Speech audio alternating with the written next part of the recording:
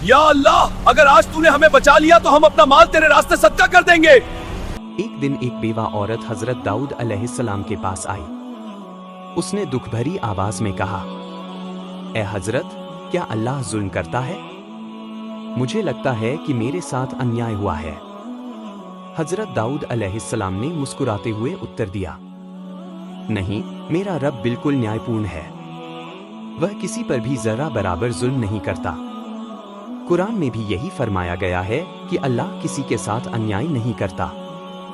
हर चीज में उसका कोई ना कोई हिकमत होता है।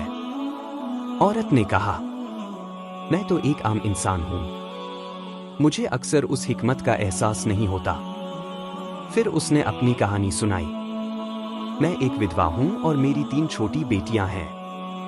उनके सिर पर पिता का साया नहीं है। मैं दिन रात मेहनत करती हूं, सूत काट कर ही उनका गुजारा करती हूं। कल मैंने अपना कटा हुआ सूत लाल कपड़े में बांधा और बाजार जा रही थी ताकि बच्चों के लिए खाने का इंतजाम कर सकूं। अचानक एक बड़ा परिंदा आया और उसने लाल कपड़ा, जिसे उसने गोश्त समझा, अपने पंजों में उठा लिया। मैं मायूस होकर वहीं खड़ी रह गई। अब मेरे पास कुछ नहीं बचा था। इसी वक्त दरवाजे पर दस्तक हुई। हजरत दाऊद अलैहिस्सलाम ने इजाजत दी। अंदर 10 व्यापारी आए, हर एक के हाथ में 100 दीनार थे।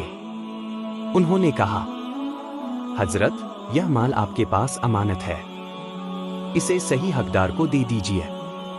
हजरत दाऊद अलैहिस्सलाम ने पूछा, यह धन कहां से आया? व्यापारियों ने जवाब दिया, हम एक कश्ती में सफर कर रहे थे। अचानक तूफान आया और कश्ती में सुराख हो गया। पानी भरने लगा।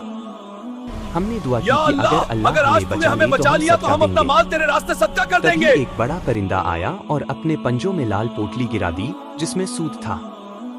हमने उससे सुराख बंद किया और पानी बाहर निकाल दिया। तूफान रुक गया और हम सुरक्षित बच गए। यह वही सदका है जो हमने अल्लाह से वादा किया था। हजरत दाऊद अलैहिस्सलाम ने उस विधवा की तरफ देखा और फरमाया, देखो, अल्लाह तेरे लिए जमीन और समंदर में व्यापार कर रहा था और तू समझ रही थी कि तुझ पर अन्याय हो रहा है।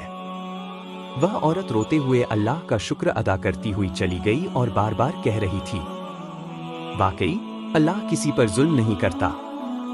वाकई अल्लाह किसी पर जुल्म नहीं करता। सिख, हमें हर हाल में अल्लाह पर पूरा भरोसा रखना चाहिए।